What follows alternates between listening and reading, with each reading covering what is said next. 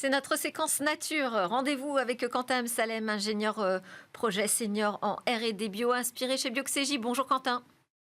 Bonjour. Alors aujourd'hui, on s'intéresse au mobilier urbain et d'une manière originale, je dois te dire, non seulement bio-inspiré, mais aussi on voudrait pouvoir s'en servir pour améliorer notre confort partant de fortes chaleurs. Alors ce n'est pas encore le cas, mais ça pourrait arriver d'ici cet été. Racontez-nous la genèse du projet.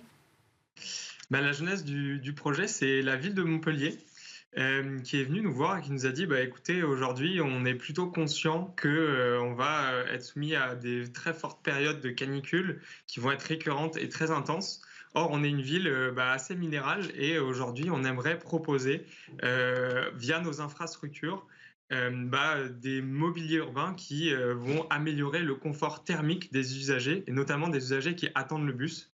Et donc, c'est finalement ça la genèse du projet. Alors, il y a des technologies qui existent aujourd'hui, qui sont assez efficaces pour thermoréguler des arrêts de bus, mais qui sont souvent très énergivores en électricité ou en ressources en eau.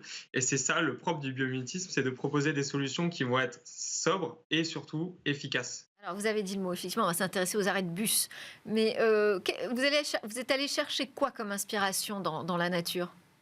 On s'est demandé quels sont les êtres vivants qui ont cette capacité de vivre et de survivre dans des environnements arides. Et naturellement, on est arrivé vers le cactus ou vers aussi certains insectes ou mammifères. Donc voilà, vous voyez à l'écran le cactus qui a cette capacité de survivre à des environnements arides et ça avec une très faible ressource en eau. Et ça grâce à ces stries qu'on voit sur sa tige. Alors ces stries, elles sont pas là pour rien. Elles sont là pour le thermoréguler, c'est-à-dire qu'elles vont lui permettre de maximiser son auto-ombrage et ça tout le long de la journée pour éviter qu'il y ait trop de rayons du soleil qui viennent réchauffer sa tige.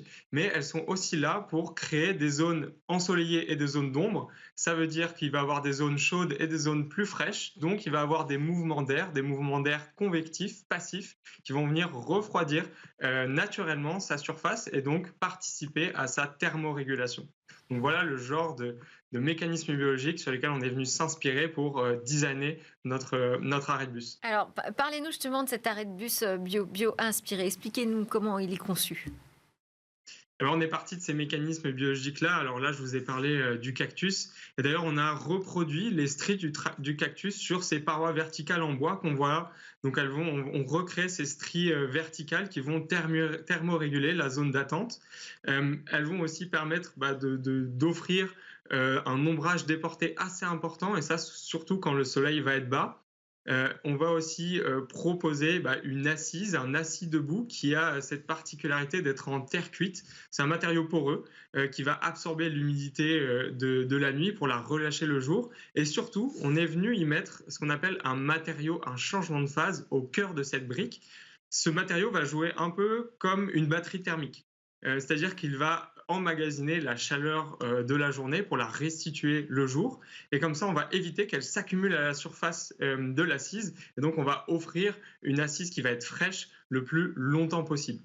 Voilà, c'est ce genre de petits mécanismes biologiques qu'on est venu transposer sur un arrêt de bus pour offrir un arrêt de bus avec des fonctionnalités de thermorégulation. C'est l'image que vous avez vue, c'est un prototype qui est aujourd'hui sur la voie publique à Montpellier. C'est l'arrêt Léon Blum. Si vous voulez aller jeter un œil et le tester, n'hésitez pas. Donc il a plusieurs bio-inspirations finalement, pas uniquement le cactus. Pas uniquement le cactus, là je vous en ai présenté une, mais effectivement il y en a plusieurs. Les matériaux en changement de phase sont une autre inspiration. L'ombrière qu'on voyait, l'ombrière verticale, elle aussi, elle est inspirée notamment de végétaux qui vont récupérer de l'eau. Parce que oui, cet arrêt va récupérer l'eau de pluie pour pouvoir l'utiliser derrière pour de la végétation. Merci beaucoup Quentin Salem, merci pour vos explications bio-inspirées aussi et merci à tous de nous suivre sur Bismart et aussi en podcast et sur les réseaux sociaux. À très vite dans Smart Tech.